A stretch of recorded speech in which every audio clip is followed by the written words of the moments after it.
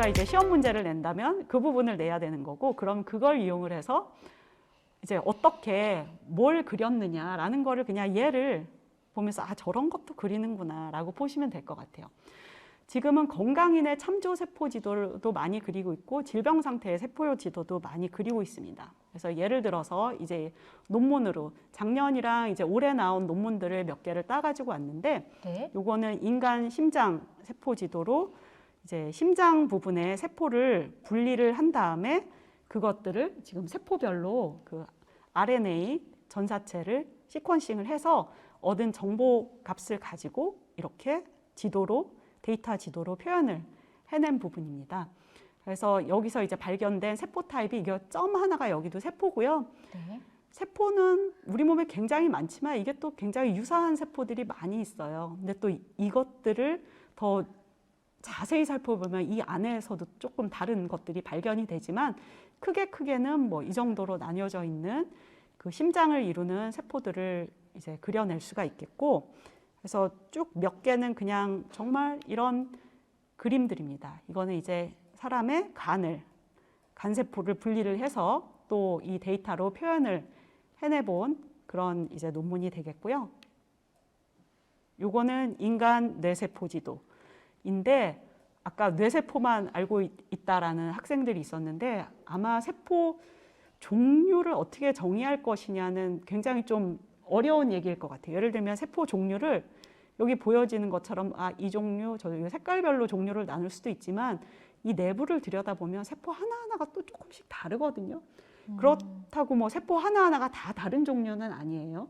그러니까 종류라는 거를, 세포 타입, 셀 타입을 어디까지로 볼 것이냐도 좀 약간 애매한 경계선이긴 한데, 뉴런은 기능적으로도 굉장히 다양한 뉴런이 있어서 지금 이 정도를 표현을 해냈지만 이 안에서도 굉장히 서로 다른 뉴런들이 존재를 합니다. 네, 지금 이렇게 보면은 X축과 Y축으로 네. 2차원으로 표기가 되어 있는데, 네. 여기 김MJ님께서 점들의 위치가 네. 실제로 분포하고 있는 위치인지 여쭤봤어요. 지금 아까 제가 그림, 네. 제가 그린 대충 그린 그림과 이제 옆에 놓고 보여드렸는데 그것과는 연관이 없어요. 그래서 이 공간은 이 세포들의 유사도를, 아까 그 RNA가 쭉 2만 개가 발현이 되어 있는데 얼마나 가지고 있는데 그 패턴의 유사도를 가지고 그려낸 것들이에요. 그래서 이게 실질적인 심장에서의 위치와 이 세포들의 위치를 코디네이트 시키는 그런 분야 연구도 요즘 굉장히 많이 되고 있어요.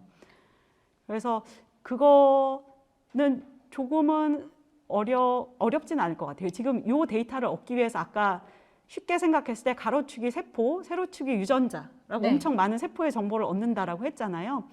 그렇게 정보를 이제 얻을 수 있는 이유 중에 하나가 세포마다 RNA를 시퀀싱을 할 때 DNA 바코드를 붙여요. 그러니까 한 세포는 똑같은 바코드를 갖도록 시퀀싱 할 때 만들어준 다음에 그걸 시퀀싱을 하면 어느 세포에서 왔는지 알게 되는 건 거거든요. 그래서 이런 데이터를 만들 때는 그 세포 바코드, 셀 바코드를 활용을 하는데, 심장에서 어느 위치에서 왔느냐는 저희가 위치 바코드를 만들어요. 또 다른 심장이 여기 잘라놨다라고 네. 하면은 잘린 심장 요 위치에다 그 바코드를 심어요. 그러면 이 데이터가 심장이 생긴 모양의 축의 표현이 되는 건 거죠. 그런 걸로도 요즘 이제 개발을 많이 하고 있어요. 그러면 이제 훨씬 더 고급 정보가 되는 건 거죠. 네. 뇌세포 지도, 요거는 폐세포 지도. 이게 연구자들마다 보면은 약간 그림 실력, 이게 뭐 컴퓨터가 그려내는 거지만 코드를 넣는 건데 그림 실력이 좀 달라요. 이것도 좀 예쁜 게 눈에 더 잘 들어오는 것 같아요. 아, 네. 요거는 색깔이. 이분들이 제 말을 들을 일은 없겠지만 요건 좀 덜 예뻐요. 네. 그러면은 네. 보통 이 지도에 표현되는 법례도 함께 네. 들어가 있겠네요. 이 지도에 포함되는 병력 정보 네. 말이죠. 이 색깔의 뭐 네, 세포는 네, 네. 뭐다. 네, 그렇죠. 그래서 이제 색도 굉장히 다양하게 크게 묶을 수도 있겠고, 뭐 혈액 세포는 전체적으로 같은 색을 입힐 수도 있겠고, 아니면 혈액 세포 내에서도 뭐 호상구, 호중구, T세포, B세포 다르게 표현을 해낼 수도 있겠고, 아니면은 또 뭐 T세포 중에서도 바이러스를 잘 잡는 세포, 뭐 사이토카인이라는 걸 많이 내는 세포, 이렇게 또 다르게 색을 입힐 연구자가 수도 있어요. 그룹핑을 어떻게 하냐에 따라서 또 달라지죠. 범례가 다 달라지겠네요. 그렇죠. 달라지고, 하지만 그거를 주관적 요소보다는 좀 더 이제 객관적 요소로 설명을 해내면 이 세포가 이제 어떻게 움직인다, 뭐 이런 것들을 해석을 할 수가 있으니까, 어쨌든 관심이 있는 기능적인 부분이나 아니면 기존에 알려진 현미경적으로 알려진 데이터를 가지고 많이 구분을 해냅니다. 네. 그리고 요거 같은 경우는 어떻게 보면 그 아까 이제 각각 나라별 지도를 만든 다음에 세계 지도를 만들어야 되는 건데, 이거는 지금 사람은 아직 거기까지 좀 덜 갔고요. 여러 가지 시도들이 있지만 이제 생쥐의 다중장기 세포 지도입니다. 그래서 여기 포함된 요 다중장기들에 대해서 데이터를 얻었고, 걔들을 이제 통합을 해서 지금 2차원적으로 표현을 해낸 것입니다. 그래서 그 세포를 이루는 거를 표현을 해냈고, 결국은 어떻게 보면 이제 인간 세포 지도도 그 전체에 빠뜨리는 셀 타입 없이 네. 이런 지도를 그려내서 그거를 이제 참조 지도로 활용을 하는 게 목표가 되겠죠. 그래서 그러면 참조 지도로 무엇을 할 수 있느냐? 라는 부분인데, 질병 상태의 세포 지도와 비교를 할 수가 있습니다. 이거는 이제 올해 나온 논문인데요. 이거는 코로나 환자 세포 지도를 출판을 한 그런 논문입니다. 미국 그룹에서 진행이 됐고, 코로나 때문에 사망을 하신 분들의 이제 시신 기증을 받아서 이 세포 지도를 만들었는데, 아무래도 이제 코로나가 영향을 1차적으로 끼치는 게 폐죠. 네. 그래서 이제 폐에 이제 기저질환 있으신 분들이 이 질병에 더 취약하고, 또 바이러스로 인해서 폐가 또 망가지게 되거든요. 그 망가진 게 어떤 형태로 망가졌는지를 보면 그거를 이제 치료제를 개발을 할 수 있는 그런 단서를 얻을 수가 있는 건 거죠. 그래서 1차적으로 여기서 세포 지도를 만들어냈던 그 장기는 폐가 되겠고, 그 다음에 이 코로나가 다른 장기에도 영향을 미친다는 그런 보고들이 많이 나오고 있어요. 그래서 이제 할 수 있는 또 다른 몇 개의 장기는 포함을 했습니다. 근데 여기에서도 이 과정이 굉장히 수월하다면 대부분의 장기를 했겠지만, 이게 생각을 해보면 굉장히 노동집약적이고, 또 하나는 지금 보면 이제 세포들을 건강하게 빠른 시간 안에 얻어내야 되기 때문에 이게 어떻게 보면 한꺼번에 다 진행이 되는 게, 아까 37조개를 한다 했지만 그게 정말 통으로 얻는 거는 사실 쉽지 않아요. 불가능하죠. 그래서 일부 이제 데이터를 얻어내는 게 되겠고요. 그렇게 해서 만들어냈던 이제 폐 부분의 세포 지도만 여기 표현을 해낸 건 거고, 이제 여기에 이제 폐의 세포 타입들에 따라서 여기는 컬러를 입혀놨습니다. 이거는 제 기억으로는 참조, 건강인과 코로나 환자 거를 이제 같이 표현을 해내 놓은 것이고, 이 안에는 건강인의 여기 이제 폐는 결국 산소가 공급되는 장소인데요. 그 가스 익스체인지가 일어날 때 이제 필요한 그 기능을 하는 세포가 이제 알비올라 타입 2셀이라고 해서 요 AT2셀이라는 게 코로나 바이러스가 주로 공격을 하는 그런 세포입니다. 그래서 요 AT2셀에 해당하는 세포를 가지고 정상인과 이제 코로나 환자 중에서도 이제 중증 환자죠. 비교를 해보면 이제 그 부분은 여기 모식도로 표현을 해냈는데, 이 AT2셀이 많이 사라져 있어요. 그거는 뭐 이 데이터를 보지 않더라도 이미 알려진 내용이에요. AT2셀이 많이 사라져 있고, 그러면은 그런 상처를 입었을 때 우리 몸은 그걸 또 이제 보수를 하려고 하잖아요. 네. 그러면은 여기에 그려진 모식도는 그게 일반적으로 보수를 하기 위해서 다른 세포 타입이 이제 분할을 거쳐서 이제 AT2를 만들어내게 되는데, 코로나 환자에서는 이게 좀 망가져 있고, 원래는 이렇게 직접 만들지 않는 다른 타입의 세포가 이 AT2를 채워준다라고 해요.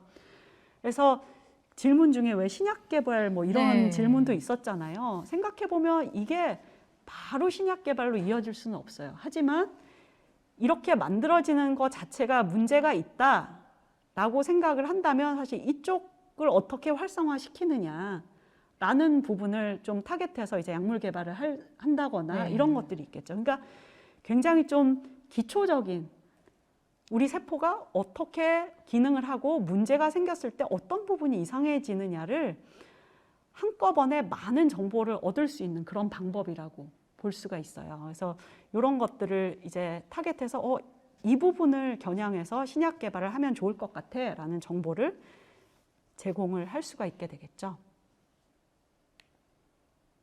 그리고 이제 마지막 슬라이드는 거의 다 끝났어요. 이거는 제가 하고 있는 이제 폐암 연구 내용을 일부 가지고 왔는데 저희는 작년에 이제 폐암 세포 지도의 일부를 이제 그 논문에 냈습니다.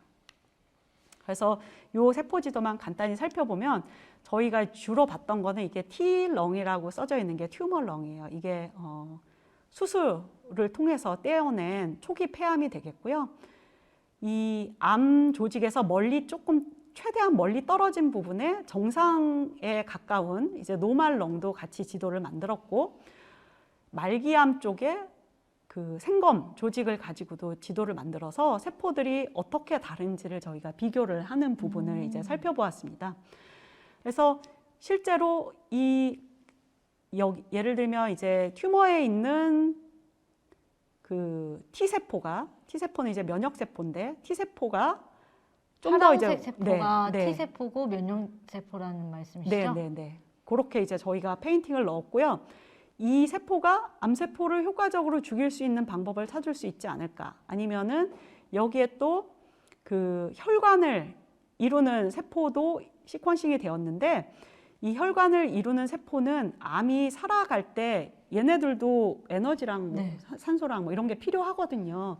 그래서 그런 거를 이제 공급을 받아야 되는데, 이 공급을 받는 사슬을 이제 끊어주거나 하는 것들을 하면은 이제 암을 치료할 수 있는 그런 여러 가지 그 패스웨이라고 하나 그런 경로들이 있게 되는데, 그거를 찾기 위해서 이 데이터는 세포들을 저희가 20만 개를 한 다음에 그 세포들이 어떻게 상호작용을 할지를 유추를 했어요. 그러니까 이거는 유추예요. 진짜 상호작용하는지 우리는 본 적이 없고, 그냥 뭐 되게 여기서는 이제 또 면역세포의 일종인 매크로페이지랑 엔도셀리알 셀이 이제 혈관세포인데 두 개의 그 전사체 정보를 가지고 어떻게 인터랙션 하는지를 추론을 했고, 인터랙션을 매개를 하는, 상호작용을 매개를 하는 몰레큘들이 뭔지를 추론을 했어요. 그 데이터로부터.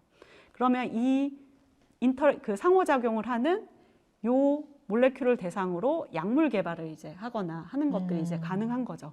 근데 생각해보면 이건 정말 초기 단계고, 이게 넘어야 할 산이 신약 개발 쪽으로 가면 정말 많아요. 그 후로도 진행될 그렇죠. 연구들이요. 그래서 어떻게 보면은 이 세포 지도는 이런 정보를 사실 너무 많이 주기는 해요. 이 중에서 어떤 게 정말 좋은 정보일지는 또 한 번 골라내는 작업을 해야 되지만, 기본 정보를 굉장히 많이 줄 수가 있다는 거죠. 어떤 거는 우리가 생각하지도 못했던 세포의 변화를 가지고 이 질병이 이런 변화도 있었나?